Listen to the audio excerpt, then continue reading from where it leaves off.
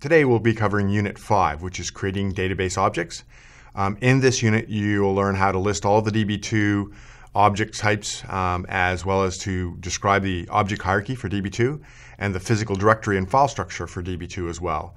You'll learn how to create the following objects: schemas, tables, views, aliases, and indexes. Although we have covered some of those already, we'll be reiterating that information. And we'll be looking at the use of temporary tables, how and why they're used.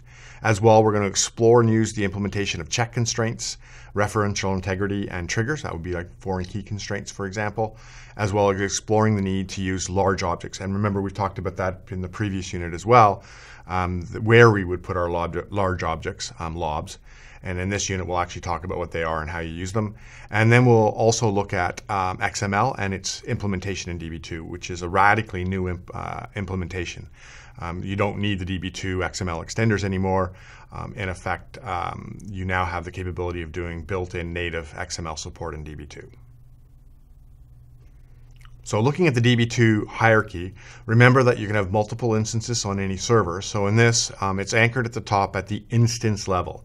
So that's where we would find the IBM DBM config file that would describe its whole environment. And underneath that, we would have, we'll call it child containers called databases. So each instance can have multiple database files.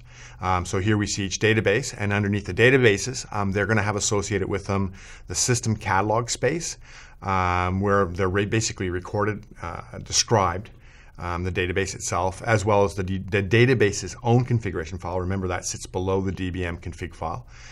Your table spaces, which are your, then have the containers in them that you actually map files to. So it's a fairly hierarchical database structure, from the database, from an instance to a database, from the database to its configuration files or to its table spaces and tables, and to the catalog that keeps track of what's there.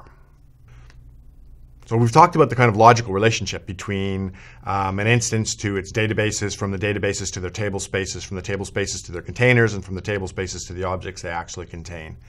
This is all represented somewhere in a physical directory structure. So if we look at the diagram in front of us here, we can see the created physical structure for when you create a new instance. That's at the top level, so that's your DB2 instance name and the node.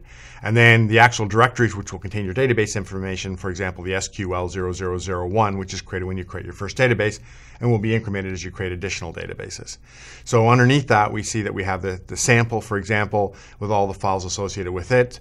We have the different table space examples here. So those are the physical directories containing your table spaces.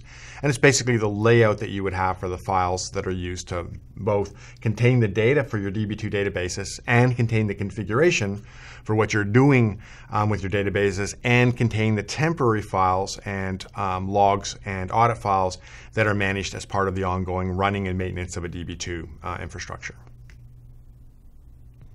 So it's important to know this kind of structure because you're going to be backing it up, because you want to make sure that these are protected files. And so the first thing I would say is never, ever, ever alter these files. These are not your files to work with.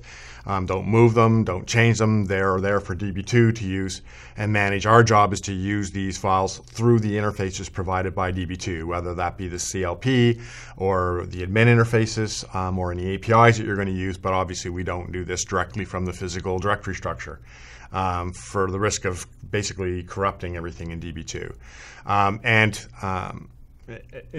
Corrupting everything in DB2. It's as simple as that.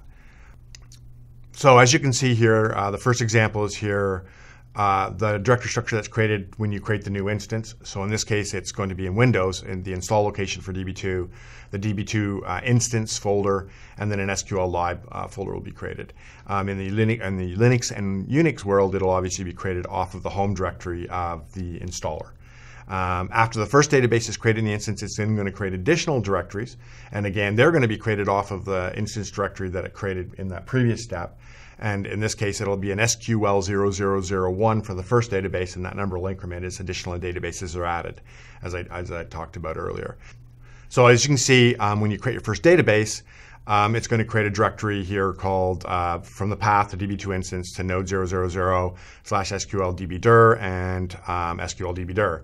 And it's also going to create and this is created by the database manager for managing the objects, a path DB2 instance, node 000, SQL 00001 for the database, and that number will increment as you add each additional database. So we talked about the physical structures that are created first, for example, the SQL 00001 and the SQL DB-dir, where your database stuff is stored and where the stuff is stored for the database manager. You can find out where all these files are and which directories are associated with which databases using the list DB-dir